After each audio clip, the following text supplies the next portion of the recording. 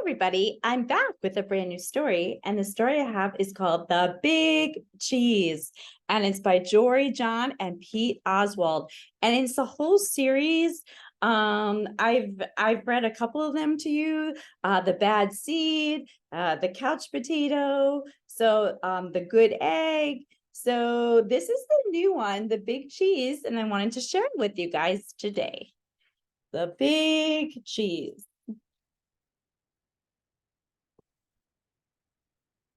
The big cheese, you better believe it. That's right, folks. I'm the biggest, cheesiest piece of cheddar around. I'm really something to behold. Take a good look at me. Are you seeing what I'm seeing? Have you ever observed a more impressive cheese in your whole life? So I would say this cheese is pretty confident, right? He's telling you, have you ever seen anything more impressive than me? So that is a lot of confidence. It's not just my statue either. It's my presence, my vibe, the energy, the excitement. It's the way I fill a room or a theater or a stadium. So he's saying it's how he presents himself. That's very important. So he's saying, like, when he walks into a room, everybody stops and just looks at him.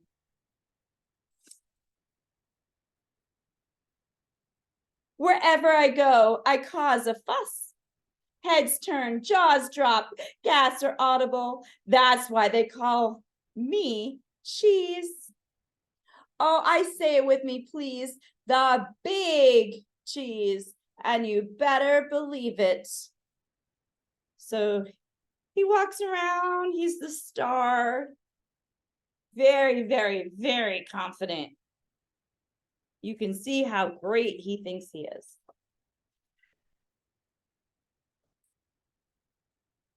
How did I get such a good, or should I say Gouda reputation? Because Gouda is a type of cheese. Well, I wasn't always a big shot. I grew up on a crowded platter in a tiny kitchen. I was an unremarkable little curd. We lived quiet lives. So he's saying once upon a time, he was just a little cheese. He wasn't a big cheese. But I wasn't happy with the status quo. Oh, no, no, no, no. I wanted to make a big name for myself. Excuse me. So I resolved to become the big cheese. I wanted the praise, the cheers, the spotlight, the attention, the ovations, the celebrations. I set to work, and before long, I was on the fast track to success. I dressed to impress. I shredded the competition, and I stole every show. So was he happy with just being a plain old little cheese? No, he didn't like that at all. He wanted to be the big cheese, wanted to be a star.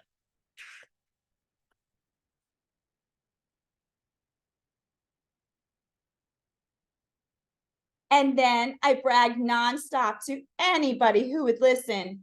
Hey, did you see the score? Did you see me score that goal? Well, was it the secret to my success? Well, I stuck to things that I was good at. That way I couldn't possibly fail. Did it get a little boring ever trying nothing new? So he only did things that he was good at. He never tried anything new, because why do you think he didn't try anything new? Right, because he was afraid he might not be good at it, and he wanted to be the best out of everything. So he only really did things that he was very good at. And he's asking you, do you think that it was boring that I didn't try anything new? And then he says, well, I suppose, but it didn't matter as long as everyone agreed that I was what? Right, the big cheese. So he liked that he was really good at everything. And did he ever fail?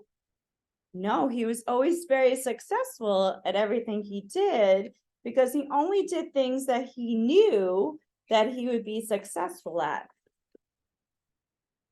But then one fateful day, I met Wedge. He was new in town and he seemed to be my exact opposite in every way.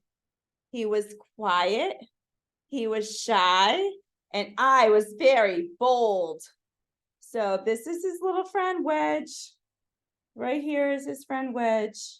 And Wedge is kind of quiet and shy, his complete opposite. Wedge doesn't really like all the attention.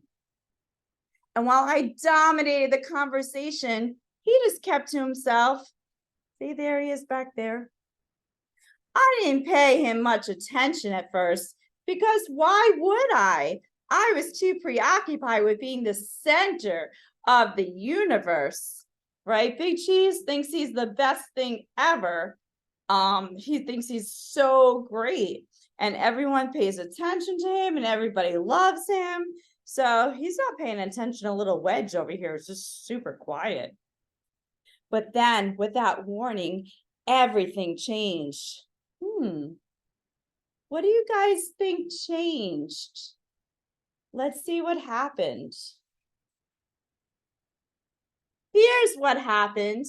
Every summer, our little village staged an all-day cheese decathlon. And guess who had first place trophies from the last 6 years? Who do you think was always the winner? Right, the Big Cheese always won. Say it with me. Right, who won? Right, the Big Cheese. That's who won. You better believe it.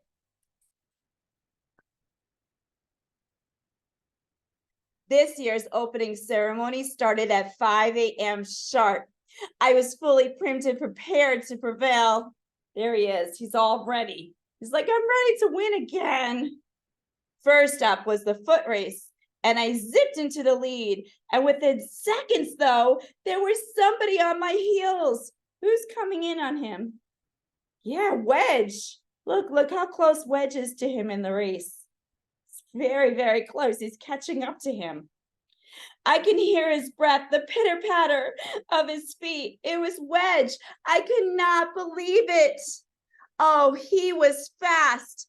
Not just fast, but skilled, disciplined. He paced himself. We were neck and neck for most of the race, but then I slipped on a pebble. You see, he fell down on this pebble. See how close they are? It's really, really super close. And then he slipped on the pebble. And Wedge swerved and he sped up and he beat me by a nose, a cheese nose. So who won the race? Right, Wedge. How do you think the Big Cheese is feeling now? Because Wedge won the race. Who always wins all the races? Right, the Big Cheese always wins the races, but now Wedge won the race. Do you think this is going to change some things? Let's see what happens. And for the first time, I've come in second place. Oh, the indignity. But there was no time to sulk because the next leg of the competition had already started. It was a game of chess. Ooh, I know some of you like to play chess. So now they're going to play chess together.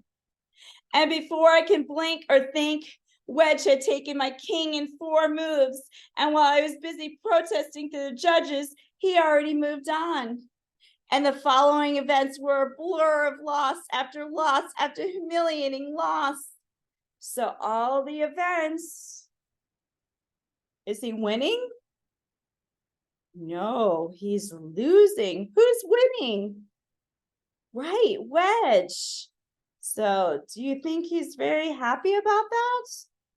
No, because he's always been the Big Cheese.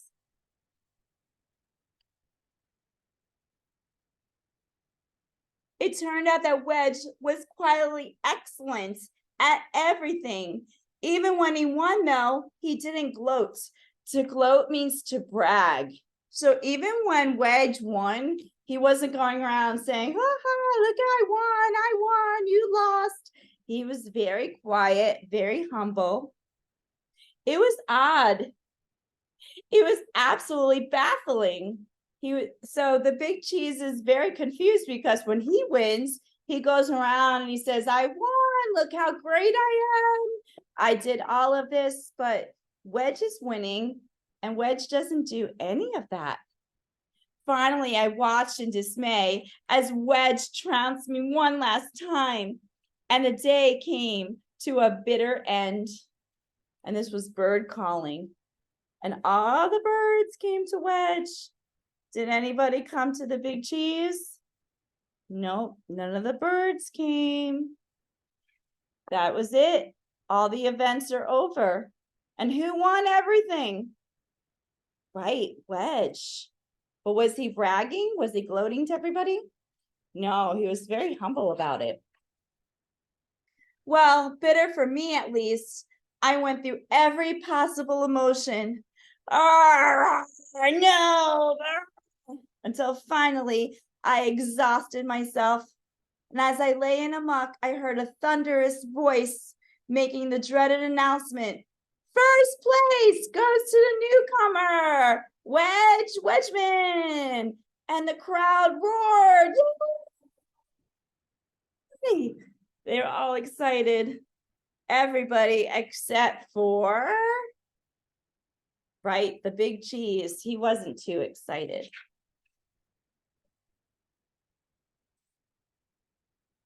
What just happened? It honestly was hard to fathom. I closed my eyes. Suddenly, inexplicably, I felt a sense of calm come over me. I listened to my breathing, to the steady beating of my heart. Yes, I had lost again and again and again. But after all that, I actually felt okay. Relieved even. I suddenly knew that my whole world wasn't going to crumble. So at first he was very upset, right? But then after a while, he took a deep breath. He listened to his breath. He listened to his heart. He closed his eyes and he realized, you know what? This isn't so bad. It's not the end of the world. It's okay. And before too long, I spotted Wedge. He wasn't busy celebrating or bragging. He was just watching the stream go by, and he looked content. So he wasn't like, yeah, I won, I'm the best. He wasn't doing that. He was just kind of chilling out, watching the stream, relaxing. And that made the big cheese think a little bit.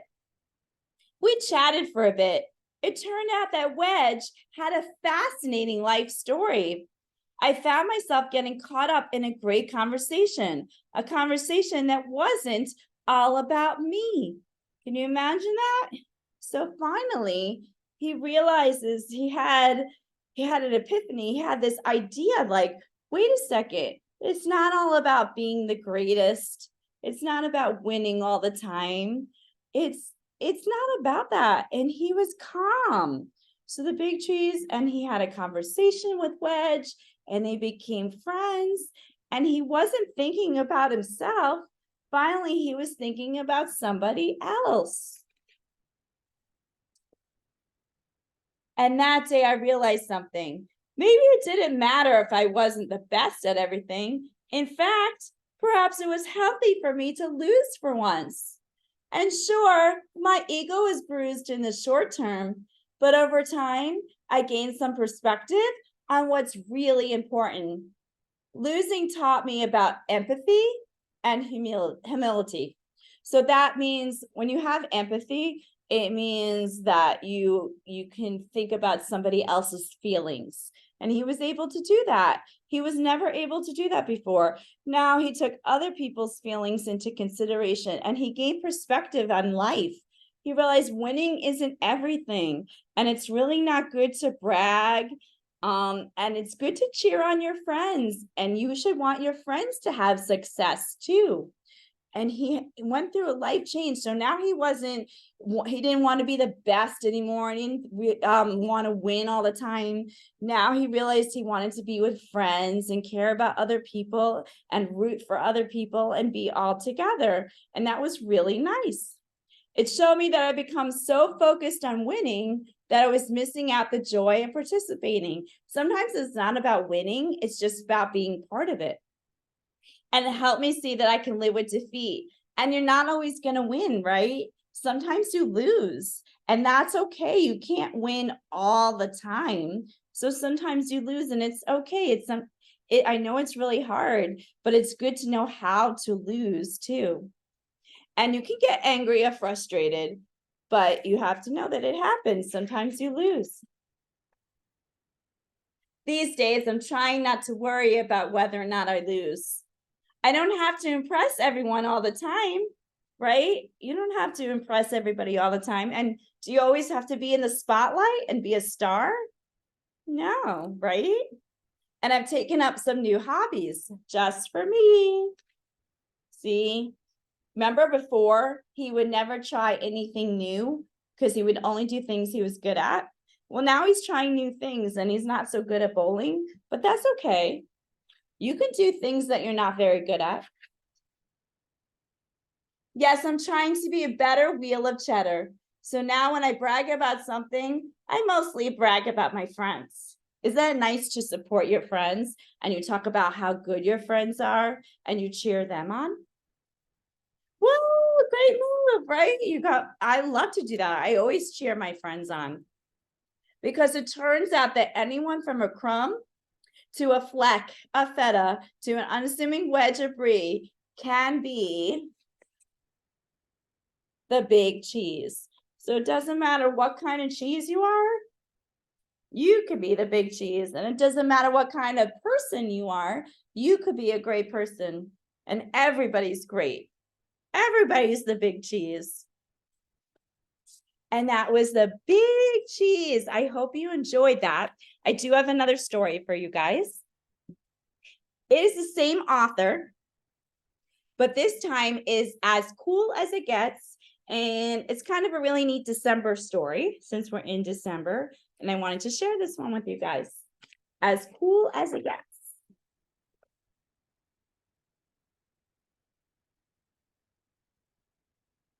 Watch out! Here come the holidays.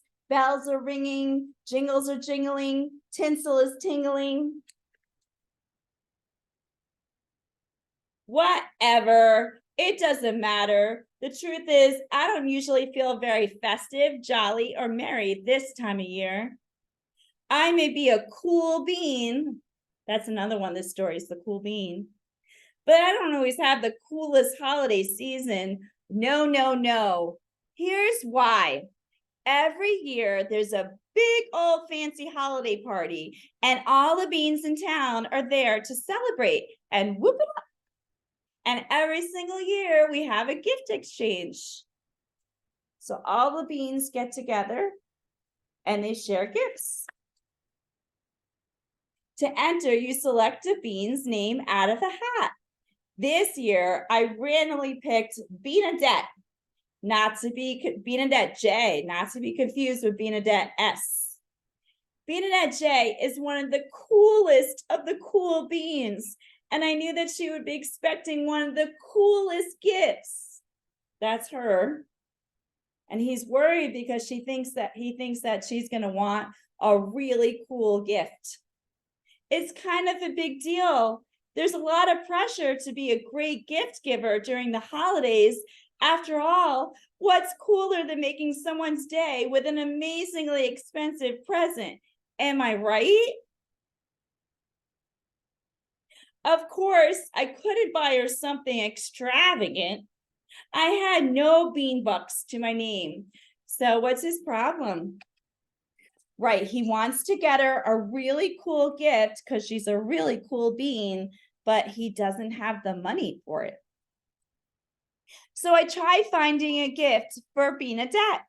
I went on a treasure hunt across town and I found an acorn, a button, a rock, an apple core, a broken leaf, and a single shoe. A being like Bernadette wouldn't want any of that stuff. So this is what he found throughout the day. And he's like, I can't give those things to her. I considered not going to the party at all. I can hide in my house with the lights out in case anybody came looking for me. Things would be easier that way. But then, just as I was starting to panic, I spied some pens and paints and paper in a dusty, forgotten cabinet. Suddenly I had a cool idea. What do you think his idea is? Yeah, do you think he's going to make something for her? Let's see. It had been a while since I'd done anything creative, but I decided to give it a whirl. I drew a line and then another and then another. It started out as a simple landscape. And then I added a couple of tigers, a lightning bolt, a sporty car, an electric guitar, and a double rainbow. I topped it off with a sketch of Bernadette herself. So look, he made her a picture. Isn't that nice? Sometimes making a gift is a really nice gift, is like the best gift, because it came from your heart and you're being creative. And after an hour or two, I admired my illustration. Look, do you guys like that? That's the picture he made. It's very cool, right? It had a lightning bolt, it had humor, it had heart. Was it the best thing I ever made? Perhaps. I put the drawing in a folder and I headed to the party before I could talk myself out of it. And it says, to Bernadette. That's what he's going to give her. It felt like a long walk. By the time I arrived at the house, I started having second thoughts. This was before I saw the gifts. Look at all the gifts here. You guys see that? Stacked in the corner, stretching all the way to the ceiling. And then I remembered my silly little folder containing a silly little drawing. No. So when he walks in the house, what does he see? Right, he sees all the gifts, and then he's starting to have second thoughts, and he's like, oh no, maybe I shouldn't just give my little picture. Starting to feel bad. I sheepishly placed my gift on the stack, not making eye contact with anybody. Finally, a bee named Charlene dinged a glass. It's gift time! Gather round. All the beans sat in a circle. A few friends waved me over. This should be really fun. I said way too loudly. Then I laughed awkwardly. So he's kind of worried. What is he worried about?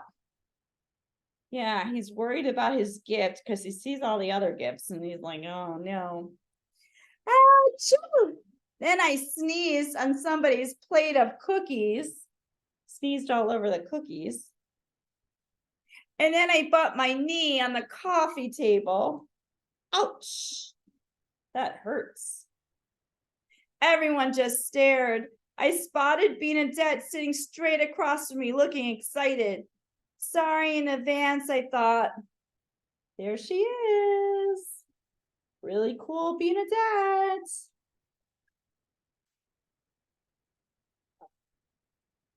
All the beans exchanged gifts. Immediately, there were yelps of approval. Shiny, expensive gifts, electronics. Whoa, look, see its headphones, clothes, look at the pretty dress, jewelry, you name it, stuffed animals, really cool gifts. Finally, it was my turn. Oh, the dread, but there was no way out. Let's get this over with, I thought. So he's very anxious. He sees everybody else's gifts. And then he knows that he has a drawing. And he's like, oh, I really don't want to give this gift. And now it's his turn. Let's see what happens. Do you guys think that she's going to like it? Let's see. Bernadette took the folder and shook it, listening for a rattle. She smelled it in case it was sweet. Finally, she opened it and she gently removed my artwork, holding it in both hands. There she is. She's looking at it. Look at his face. He's sweating. He looks very worried, right? What is he afraid of?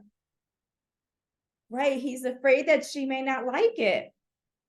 I knew it, I thought. The worst gift of the whole party. It's time to disappear forever.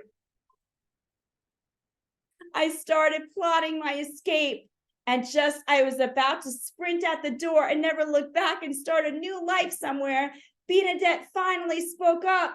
Wait, you drew this for me? Yes, I said, a little queasy. See, he's about ready to run out the door. He's like, oh no, she hates it. But then she screams out, wait, you made this for me?